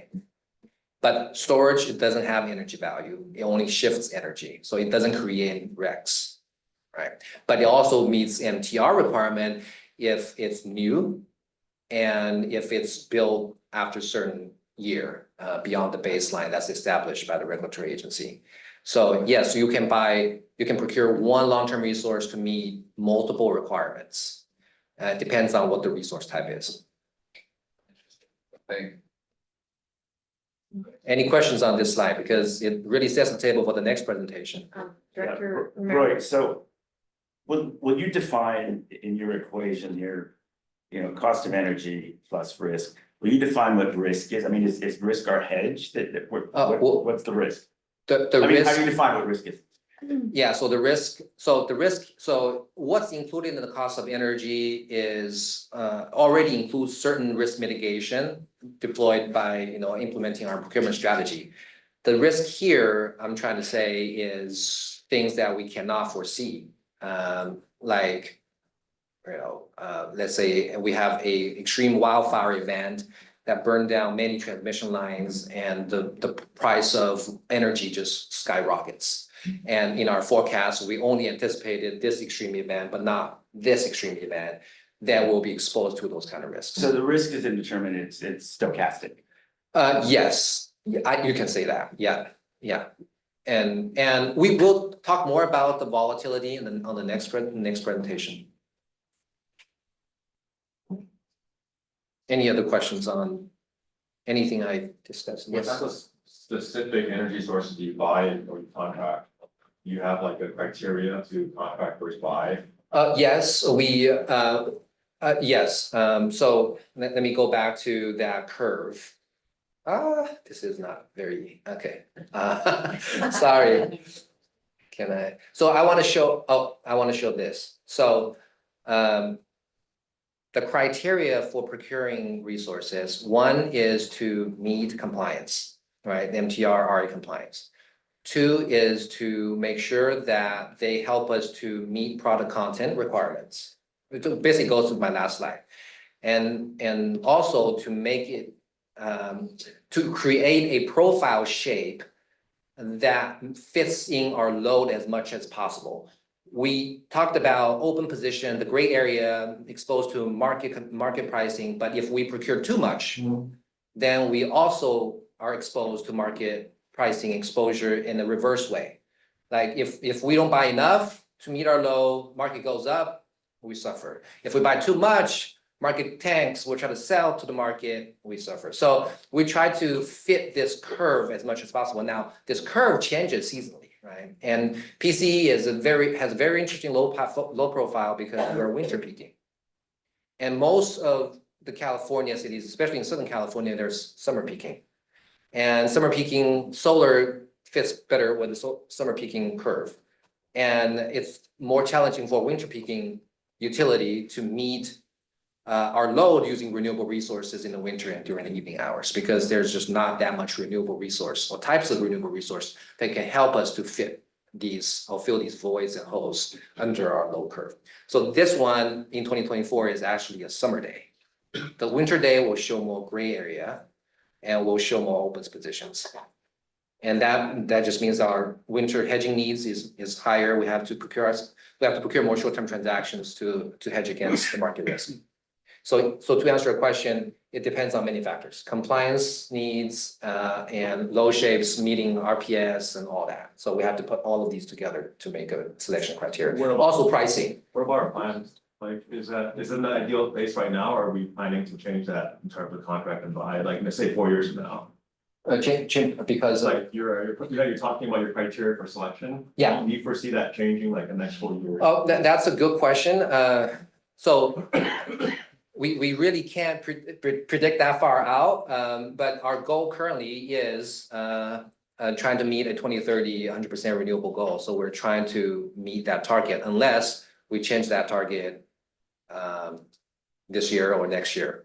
And that could happen if, again, I'll use this bad example of if all the 30% investment tax credit goes away, we might want to re-strategize how we think about procurement because everything will be just 30% more expensive. Or about, and if tariff continues to go up, we might run into, an affordability crisis if we try to pursue our goal too aggressively. So market conditions just keeps on changing based on macroeconomic factors and other conditions that we can't foresee. So we try to set a target and meet that target, but we just have to be flexible and nimble about changing it if it becomes too expensive. Is the slide after this one, the one that shows the different types of power that we're purchasing? Yeah, so this one shows the different resources that we have acquired in our portfolio. Yeah, so this one only shows the one that's online 2024. In the next one, Roy. The next one, but so my confusion, yeah, this is fine. So this doesn't show any system power. Well, it doesn't, but you can imagine that the large hydro, we're only getting attributes for it. So all the large hydro are technically coming from system power, but we also acquire the same amount of carbon-free attributes to cover it, if that makes sense. So there is really two types of transactions underneath this. One is the hedging transaction, one is the carbon-free transaction. So in this slide, it's largely within the large hydro where we're using those attributes to essentially provide clean power, or we're cleaning the system power that we're buying at the night, because this is just the attributes, not the energy. Not the energy. But we're in fact also buying what is essentially natural gas generated energy. Depending on the time of the day we buy the energy, it could be composed of some natural gas. Yeah, for power that we want to deliver between midnight, after our battery's finished, say it's midnight to 8 AM or 9 AM. Yeah, other than geothermal in our portfolio, it would be, yes. Yeah, and next year we will see Diablo Canyon Nuclear in this graph because of the allocation we approved to accept. Yes, Director Wright? Does our production curve better match up with like getting more industrial customers, more residential customers, or more office type customers? How do those two graphs match up? That's a very good question, and we tend to think of this the other way, because we can't control our customer, like the type of customer we have. We have all the customers already in San Mateo County and Los Banos. So we have to design our portfolio on the low consumption behavior of our customers. And if when we add more customers, it adds to our low profile, and we look at the shape that they provide, like Caltrain will have one type of profile added to our existing profile. Maybe another different industrial facility has a more of a flat curve, one has a more peaking curve. But we can't select our customer. We welcome all customers and serve all customers in our service territory. We just have to adjust on the supply side to how to meet their requirements. Thank you. Okay, if that wraps up the questions, I'm gonna go ahead and we'll take public comment at the end for the full item on the end, so they can see both of these. And we'll move, Sean, Roy, Yeah. thank you very much. We're gonna I'm trying to- transition right into the next one because this set the table Yeah. for the next conversation, which is managing energy market volatility. We had some really great questions when we met with especially our newer board members about sort of looking back historically at what the energy markets have done and how PCE has had to respond and frankly, be ready to deal with these changes. So I think we kick off with you, Nick, is that right? Yep. And then we'll have Roy and Justin Kudo, who is Justin presenting on the power charge and difference adjustment, AKA the exit fee. With that. take it away. Great, thanks. I think you set this very well. I hadn't heard your presentation, but I Hey, think Nick? it would, yeah. I'm so sorry. Can I ask you to go here for the mic Sure. for the people at Sure. home? Thank you. Thanks. So obviously a lot of volatility and uncertainties in the world, a lot of volatility and uncertainties in our business. I'm just gonna talk about two here. They happen to be the two largest drivers of volatility, and they also happen to be the two largest drivers of our cash flow volatility, which as the CFO, I'm sure you can appreciate, is near and dear to my heart. The first one, again, Roy set me up really well. I didn't realize that, but is the cost of energy volatility. As hopefully you all know by now, cost of energy represents about 90% of our cost profile. We spend, I don't know, I think about $425 million a year on cost of energy. That includes the actual electricity, the compliance costs, the attributes that Royal talked about. Markets, Roy will go into this in a second, so I don't want to steal his thunder, but the commodity markets are very, very volatile. They have been in the past and they could be going forward. So we'll talk a little bit about how that volatility translates into our costs. We have a lot of great tools we use to minimize the volatility here. So it's not like we are just at the whims of the market. We do things like hedging. We enter into long-term PPAs, which somewhat fix the price of power. But there is some residual risk that we are left over with that does impact our cash flow. The second volatility I'm going to talk about is PCIA. I won't explain what that is right now. Justin Kudo will I think do a great job giving everyone sort of a primer quickly on what the PCIA is. But just at a high level, the PCIA, which is this exit fee charge, indirectly impacts the rates that we charge our customers, which impacts the revenue we collect from our customers. So volatility in the PCIA, which there has been historically a lot of volatility. It's been calm for the last few years, so we probably haven't talked about it as much, but we do anticipate that volatility coming back in the next few years. Volatility in the PCIA will impact volatility in cash flows.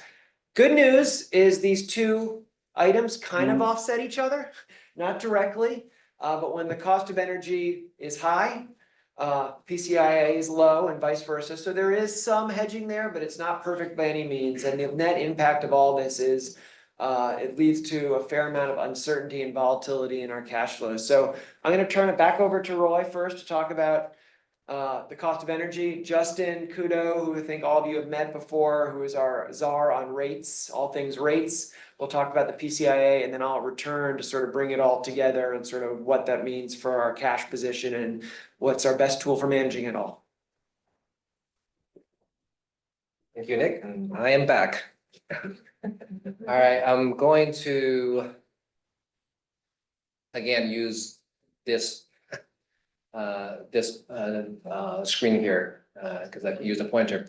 So if you recall on my last slide deck, the last slide on my deck, study session 1, I had this great thing called the risk and risk factors, and there are many of them. I'm just listing a few. Extreme weather, inflation, interest rates. Some of these have impacted us before. If you recall, right after COVID, we had labor shortage, we have supply chain issues that continues to be a problem on transformers and breakers. Inflation, interest rates, interest rate impacts the financeability of our long-term resources, and the high interest rate in turn creates higher financing costs for the projects and increased costs. Interconnection delays, and that will cause us not to meet compliance with our long-term resources. We have to go out to market and buy short-term resource to cover delay. Regulatory changes, there are ongoing discussion of how RA rules are changing. Maybe there'll be higher requirements, a higher reserve margin for RA, additional tariff. That, these are, under the new administration, talked many times about the tariff risk that can impact our PPA cost. Tax credits, uncertainty, talk about that. New demand, a new demand that's data center load, not necessarily in our service territory, but because we all read from the news how data center and AI can change the whole dynamics of energy market. There could be overarching design change of the system to impact us. So we don't know really how that will take shape, but I'm listing it as a risk factor. So all of that, and probably many other things, will increase the cost of these products, which in turn will increase the cost of energy. So just to share some pieces of, looking at the historical prices for energy first, and we're going to look at RA and RECs in a moment. So this is a 5-year historical on energy prices where we draw load from the market. This is not where our generators inject load into the ISO. This is where we buy load. So we pay this money to the ISO to cover our load.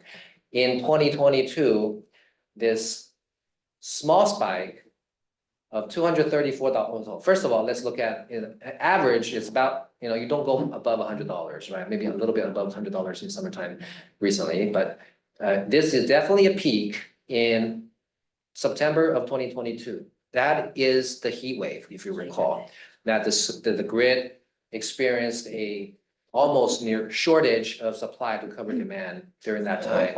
And the price went up to $234 per megawatt hour. And then the higher spike here actually happened in the winter of that year because because we had a very cold winter that year.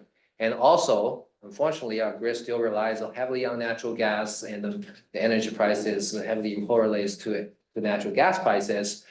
When natural gas storage is low in California and the pipeline is disrupted from transporting out-of-state gas into California, and we have an extreme demand for winter gas, the price of energy also jumped to a very high price.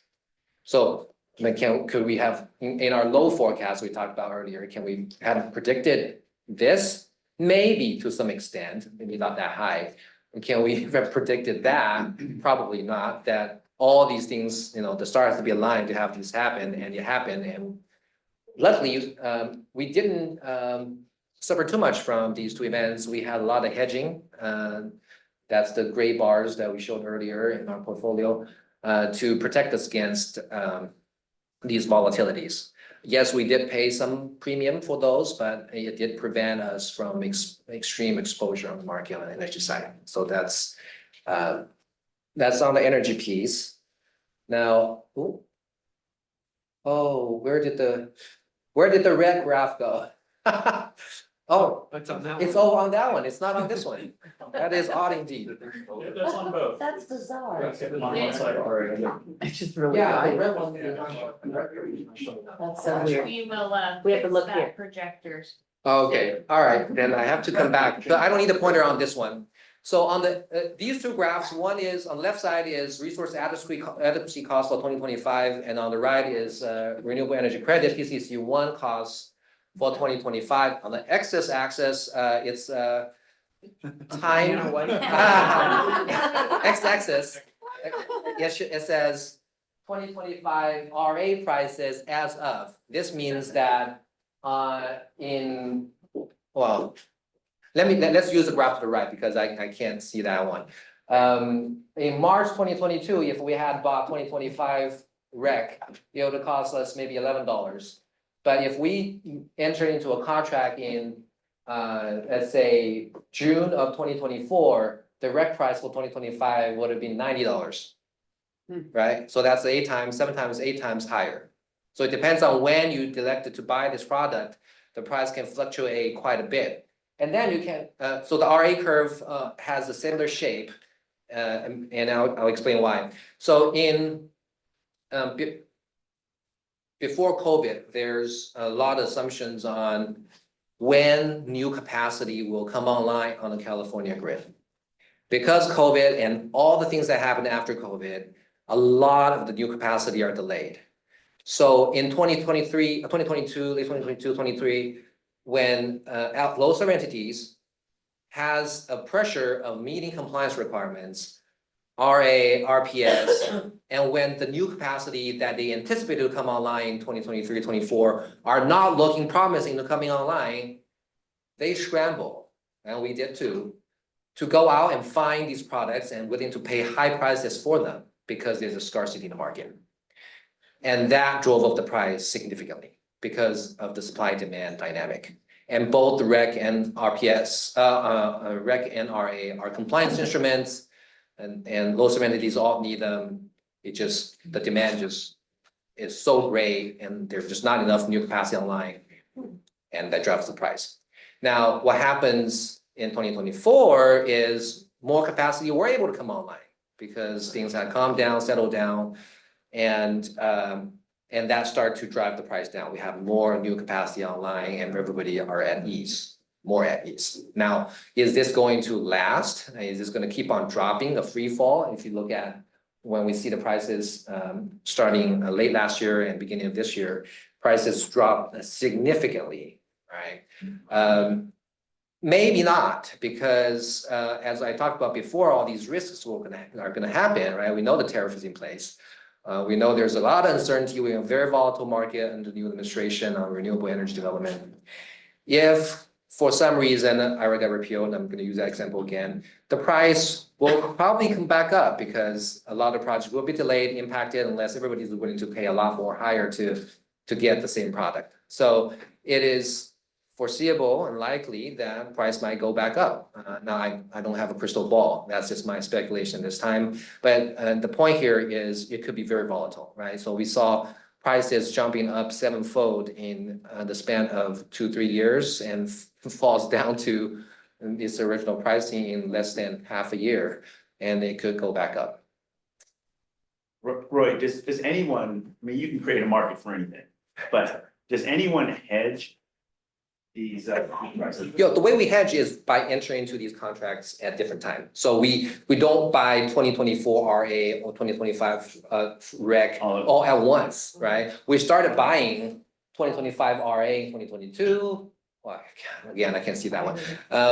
22 and then 23, 24, 25, depending on how we manage a position. So we have our short-term transaction manager managing the position of both, or actually Shayna here manages the position of our attributes. And we've implemented quite a few optimization strategies to maximize our savings on this. And this year, we probably realized about $20 million of saving by optimizing our attributes. But unlike the energy market, we can't say we want to lock in our price for the next 2 years. We could. We have 2-year RA contracts. Yeah, that's also under the risk management policy, risk management committee oversight. We could. So it depends on what the price is. Ryan, you got Rick here. So this shows the market price for RA and rec for 2025. Would we have seen the same dynamic if it was the prices for 2026? Yes, so Nick and I discussed which graph to show. We had a graph that showed multiple years. It does show a similar trend. Because when in 2023, not as severe as the 2025, 2024 probably even worse. It gets better as we go. So I would similar assume shape. 2025's price as you get into 2025. It's dropping. It's dropping because you're using it up and you're moving through the year. Yes. And that's why I asked the question, but that's a very dramatic drop. It is. And yeah, and you would think that's a drop either because of oversupply or reduced demand, right? I mean, Yeah. That's what it's all about. So on the rec side.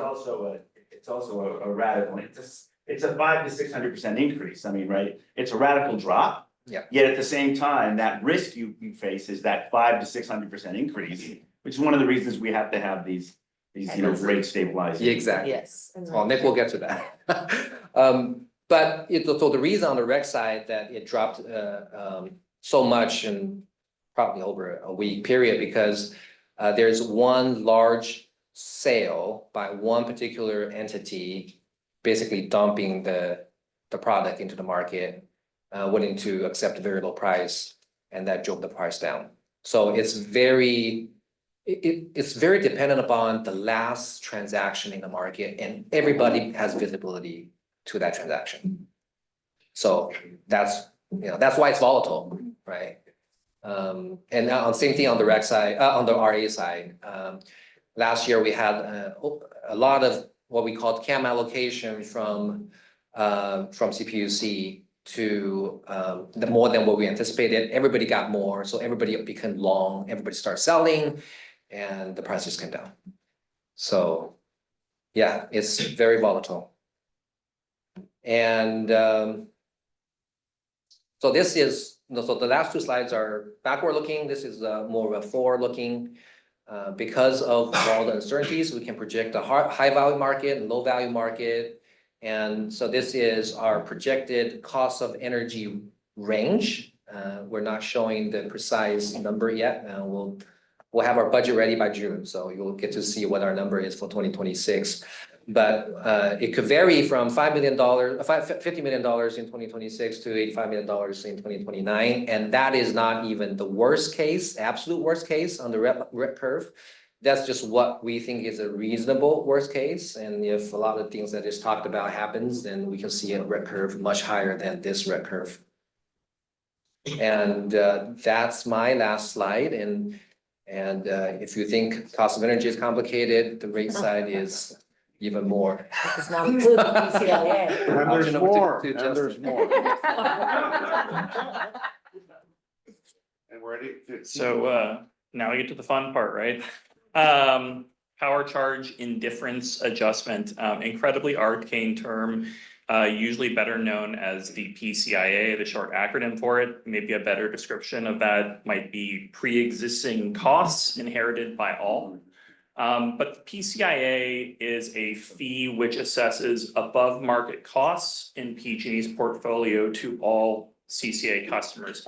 Perhaps a better way of describing that would be to say that principally what the PCIA is designed to do is ensure that remaining PG&E customers do not see higher rates as a result of customers leaving to go join a CCA. And the way it does that is if PG&E's power supply portfolio to serve customers costs more than it's actually worth as determined by current market conditions, then they're entitled to collect those costs from all customers rather than just PG&E's bundled customers. So this is where a lot of these market benchmarks that Roy has been talking about come in to affect the costs that are paid by our customers.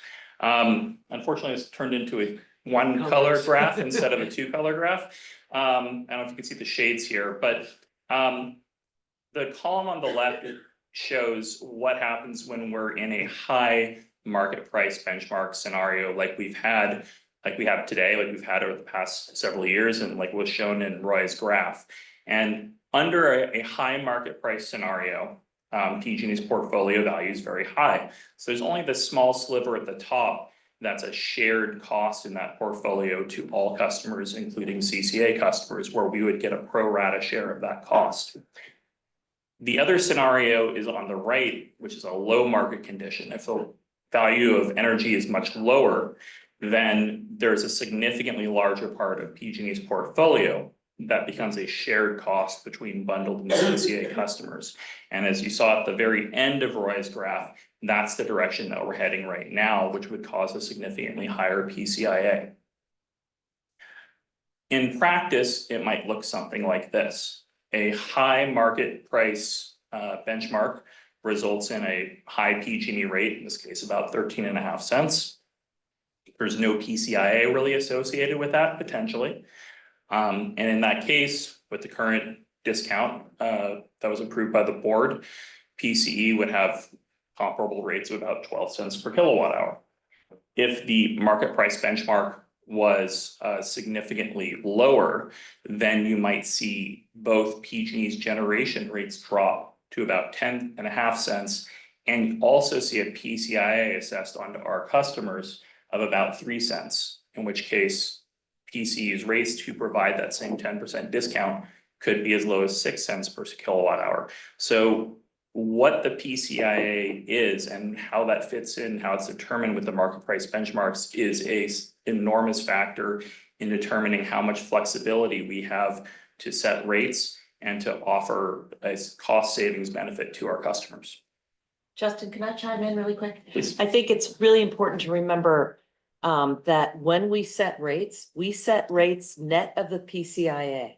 So this volatility that Justin is explaining here really matters to us because we are absorbing those costs so that our customers, even though it shows up on their bill, we are setting rates to absorb that cost. So that's something that we're going to talk about what we're going into, but thank you. Thanks, John. Keep on. So kind of before we look into where that volatility might be for the coming year, I wanted to just talk about how we go about modeling these costs, modeling potential PCIA rates, and forecasting them moving forward. What's really challenging for us is that to know what PG&E's rates are going to be on January 1st for certain, I cannot probably tell you usually until December 30th, December 31st or so, because that is when PG&E finally does the final calculations to put those into effect. And it's also challenging because we're setting our budget in July and we're having to speculate at what some of these costs are before a lot of the data that we can use to estimate and model them come in. So Earlier, what we do at this point is we're looking at current market price trends. We're building them into our PCIA and rate models, and we're using that to estimate costs moving forward. As we move through the year, we'll get better and better data that we can feed into this and help refine our estimate and narrow down what our expectations are. When we get to October, October is really the most important month because PG&E will publish a certain filing of theirs. Don't need to get into it too much, but PG&E will publish rate numbers that are pretty close to final, still subject to some arguments, still subject to some slight updates. But by the time we get to October, we have solid enough information that we can really make a clear strategy and have a clear expectation of what rates will be for 2026. This is what the historical PCIA rates look like over the history of Peninsula Clean Energy. It's about almost a 10-year period here. And you can see that there's been a lot of volatility to the PCIA, and it's only really recently that the PCIA has come down in cost significantly. Over the first several years, the PCIA rates were at about 3 cents, usually a little bit higher. And 2021, as some of you may remember, we dealt with a significantly higher PCIA of nearly 5 cents per kilowatt hour. Now looking and remembering what was in Roy's graph showing those market prices going up precipitously, really kind of at an unprecedented rate over the last several years, that has caused the PCIA to come down very significantly. So we've had almost no PCIA for the last 3 years at about 1 cent or lower. But as we move forward, looking at the coming year in 2026, there's really a very wide range of where the PCIA may fall, frankly, between current levels and coming back almost towards that 5 cent range potentially. And this shows the same chart, but based on a price times quantity calculation of our customers' load to show how much our customers are paying into PCIA. To give some context here, our annual budget or annual revenues rather from customer sales is going to be about $450 million. So when we look at $100 million up there paid per year in PCIA, it's significant. That's what the historical is. We've come down significantly over the last 3 years, but it's likely even that going into next year that we'll start coming back up to that historical average for PCIA. Can I ask a question on that? I'm sorry. If PCIA is a function of high market prices, right? And if we are in a continued high market price rate environment right now, are you predicting, if I read this correctly, then are you predicting that prices will decline and as such, since they're connected, I'd say PCIA will go up? I'd say it's the inverse of that, actually. So when the market prices are high, because prices are high, that means that PG&E's portfolio of contracts and resources. Yeah. So that means that's all worth a lot. So there's very little cost that's assigned to CCA customers, but when the prices go down, like Roy's graph showed at the very end there, that's when we start looking at the PCI going way up again. And that's the risk that we're showing here in the mid and in the high scenarios. Yep. Yeah.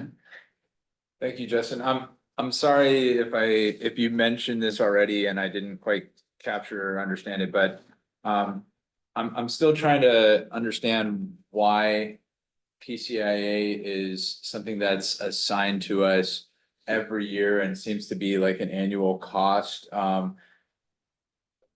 Because like, for example, I guess like our customer base has not seen a ton of volatility necessarily. And so can you remind me why like this is like an annual cost that we need to continue to bear, even though it's presumably after people have been with the CCA for some time, there, at some point, some of these contracts would presumably end and we wouldn't have as much of an impact on their portfolio or something? I was just looking at some of the breakdown of those contracts earlier, and I was saying, wow, there's a lot of really long contracts in here. Okay. You know, a lot of these historical contracts you're looking at, that were being signed back when, you know, RPS was being updated and also when CCAs were first starting to form and all that, there was a big pressure for long-term contracts. And so, you know, I suspect a lot of those contracts in there can be anywhere from 10 to even 20, 30 years. So a lot of those contracts existed, were contracted for with the expectation that a lot more customers and a lot more load would be with PG&E. And so if those are then resold into the market at a loss, then potentially that would increase customer rates. And so, and now I'll say this, I think the PCIA is a pretty imperfect tool. There's constant deliberations. There's deliberations going on right now about how to calculate it fairly and how to determine market prices fairly and so forth. But yeah, that's something that we work on very hard. Thank you. But the contracts were sold for such a long time. You know, 10 or 20, even 10 years ago, and they're still going on for another 10. I would think that when they sell into the market, they would never be at a loss. I'm gonna defer to Jeremy just because he's really the expert on the regulatory side for this. And I think he'll be able to answer it better than I can. Yeah, Justin's been covering this quite well. The vast majority of the types of resources in PG&E PCIA portfolio are early renewable portfolio standard contracts. And so early solar contracts from 2008, 2009, 2010, that range. And those were in a moment where there was a very strong political pressure to kickstart the renewable portfolio standard in the broader renewable industry. And as such, the terms were very generous for the developers. The majority of the terms are 20, 25, 30-year commitments. And I wasn't in the room, but the perception is that the utilities were price takers in those negotiations. So there was not a lot of negotiating to try to drive down the costs. It was just a matter of build. And so long as those contracts are still in effect, our customers are still obligated to contribute to the costs of those contracts. Now, there's a mechanism called vintaging where if PG&E enters into a new contract now, our customers that are already our customers do not have to pay for that resource. It's only the resources that were committed to before our customers departed and joined our service. But looking at the portfolio, the majority of those costs aren't rolling off till 2030, 2040, et cetera. That's a very long tail. Jeremy, do you want to talk about Ivanpah and those kinds of resources? Yeah, so there are, in that jumpstart to create the renewable industry, there were a number of novel technologies pursued. And so one of the resources, a large resource out there is the Ivanpah solar thermal facility down in the Southern California desert. And that is one of those resources that they contracted for. It's an interesting, more recent development because in the kind of glacial pace of regulatory affairs, the last time we all explored our PCIA reform with the commission, the CCAs advocated that the commission should be putting pressure on the utilities to help manage this portfolio and try to unwind some of these costs. And to hold a solicitation to see if any of their counterparties are open to renegotiations or readjustments to these legacy commitments. That seemed to not bear fruit immediately, but one resource did ultimately get traction, and that was the Ivanpah resource. That particular resource has a DOE loan grant behind it, and it was actually the DOE that helped motivate the two parties, the developer and the utility, to sit down and reevaluate whether that resource should continue to operate. It's had a number of challenges, we'll get into all the details, but challenges with meeting its online dates. It's been under delivering. The cost of power has been considerably higher than originally forecasted. It's been a very problematic project. And so just recently, PG&E at the end of the last year filed advice letters with the Public Utilities Commission proposing a negotiation to effectively stop buying power from that resource, but to make a continued payment, kind of a searching for the right term, a compromise payment that the ratepayers would continue to contribute to over the life of that contract if it were still in effect. So it's a way of ending the commitment to that resource, lessening the cost burden for ratepayers, but not entirely zeroing it out. Reopening that actual site and its interconnection for new renewable development, which could help California more. And is really one of very few examples, unfortunately, where something in that legacy portfolio has had a new life and a fresh chance to take back some of those contractual commitments. Thanks, Jamie. Yeah. I think we're almost done. Promise. In conclusion. Conclusion, I was gonna bring us home. I didn't mean to come back to the podium, but I'll just, before I get to my last slide, I just wanted to reiterate this graph, because I think hopefully it hits home, at least it does for me. The PCIA, which is it's a charge our customers pay, but we set rates basically to reimburse our customers for that charge, has been around $36 million over this year and last year. You can see next year, there's a range, could increase to as high as $160 million. So that would be basically if we were to reimburse if that scenario did come to fruition, I'm not saying it is, that's sort of a high scenario.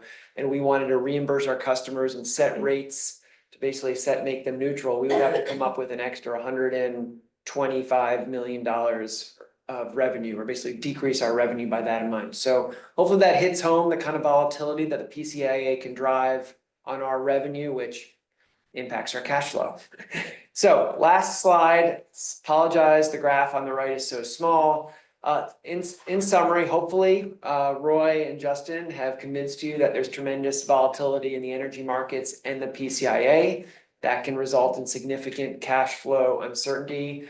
We do, I'll reiterate, have a lot of tools to mitigate that volatility, hedging and the like, and forecasting, but there is a lot of residual risk. And the main way we manage that residual risk is we hold cash on our balance sheet. We don't have ready access to the debt markets. We are not like other companies. No CCA has actually issued bonds out there, maybe in the future, but it's not going to be a quick exercise. Some CCAs have revolvers, and that's something we used to have, and we've talked about reinstating. But at the most, that would be 25, maybe a $15 million line of credit. So not really enough to manage the volatility that we talked about. So the main tool we use is we hold cash on our balance sheet. We put it in the bank and we earn some return. So it's not just sitting under the mattress. It's basically our insurance. We want to make sure we have enough cash in case some of these extreme events happen. We also want to make sure we have enough cash to be able to smooth out our customers' rates and hopefully maximize the discount. The board last year, for those of you who are here, approved a cash target range of 180 to 250 days. I'll explain what that means. Basically, cash is obviously cash. The industry uses a metric called days cash on hand, which is basically just a fancy term of cash divided by annual expenses. It allows companies to compare this metric across companies to benchmark. And so it's a good tool. So it's a good proxy for cash. Our target is 180 to 250 days. To be honest, we'd actually like to be at the high end of that range. When we recently got upgraded by Moody's to A rating, which was great, they even commented that they like to see us as high as 300 days. So that's the sort of bogey target we have. You can see, and I apologize, the numbers are so small. The green line, which is the days cash on hand metric, is slightly currently above that range. Oh, I'll caveat that this is a graph that it's a little dated information. As I mentioned, we are literally right now in the process of updating our forecast. These are the numbers that were presented to all of you who were here last June. But just want to remind you, and I think when we did our our board meetings over the last month or so, you've seen this graph.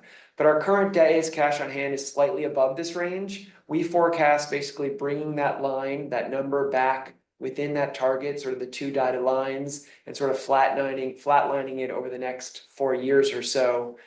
That's going to allow us to maximize the discount to customers. It's going to allow us to manage rate volatility so that if we do see, for example, a big increase in the PCIA, we don't have to jack up customer rates. We can hopefully use our cash balance to cushion the blow for customers. So that's the conclusion summary. Happy to answer any questions on this, or I'll bring up my colleagues if it's a commodities market or a PCIA question. Okay, we'll open it up for any more questions. While Everyone's you're exhausted. thinking, Yeah. I'm gonna just make sure we. There is open- mud. Yeah, we just open this up to members of the public, if anyone has a question. Okay, hearing none, I'll close public comment. This is a lot to digest for people. I had the benefit of getting trained in a lot of this in a little different way. So it's, if you think about it in terms of, you can think about it in a lot of ways, like dollar cost averaging, you can think about it in terms of asset allocation and hedging and risk and management. But it's complicated, and the one thing I will state is we have the most amazing staff. Just want to thank them right now for this presentation. I'm very confident in them. And I know if you dream up questions tonight, tomorrow, the next day, you can email them in. Sean, Shalini, Nick, anyone, and we'll all be able to respond and answer. And if there's something that we want to go into in more detail at a later date, we can do it in a different format if that's required. So with that, I'm going to close that item and open it up to the very last item, which is just any board member reports, if anyone has any. The only thing I have, and I don't know if Mayor, oh yes, he is Mayor still, Annabelle. Mayor Annabelle's still on the phone. Thank you very much, Mayor. Well, we are going to be visiting Los Banos tomorrow. They are having a ribbon cutting on a very large GovPV project that is solar photovoltaics on top of their new, or their community center. So maybe Sean, if you have anything else to say. Yeah, well, there's a number of folks coming down. Mayor, we look forward to seeing you, and Viri is our PCE's local representative based in Los Banos. I believe the event starts at noon, and there will be ribbon cuttings and speeches and lots of good photos. So we'll share those with you when we're done. And as more and more of these GovPV projects complete, we do invite you to schedule with us a ribbon cutting. I know we did one at Brisbane last year, and so it's just a nice event for your local folks to come and join. So we'll be doing that tomorrow. And That's it. Just That's as it a right quick now. reminder, so that we can all get out of here this evening quickly, if you take your dishes back to the sink for new people, it's really helpful if you just compost, scrape, do a little rinse, stick them in the dishwasher so that our poor staff you. does not have to be here till midnight doing all of our dishes. Yes, Thank you, Chair. I did just want to give a quick report or announcement. I guess it's a report that a couple weeks back, I had the great opportunity to participate in a California Energy Commission and EPRI Electrification Summit in Sacramento. And a number of folks in the room were there from Peninsula Clean Energy, and Rafael sort of helped indicate that there was, as these folks were planning their summit, there was a session on local governments who were highlighting leadership in electrification, and I got to represent the city of San Mateo and talk a little bit about some programs that we're running. There's something we're doing in our city called Electrify San Mateo that came out of a council member, previous board member Rick Bonilla, former mayor, request to see what we could do to reduce our methane gas use, and it's transformed into a number of initiatives, including, considering bigger reach codes. We are looking at finding ways to reach beyond even the BACMIC guidelines where it's cost effective with help from a consultant, Rincon Consulting, and a municipal city first program for buying electric appliances in our own city and municipal stuff. And I just wanted to take the opportunity to mention that, of course, a lot of what we hope to do in the future will be thanks to Peninsula Clean Energy through the turnkey concierge service, and just highlight the partnership and how great it was to have such a local county partner. So just wanted to thank those in the room who were there for the opportunity to share with you in that summit. thank you. Okay, if there are no other report outs, thank you all very much. We'll be 10 minutes past my usual time, but thank you all. Thanks, everybody. April. And don't forget, if you have a Form 700, please bring it by.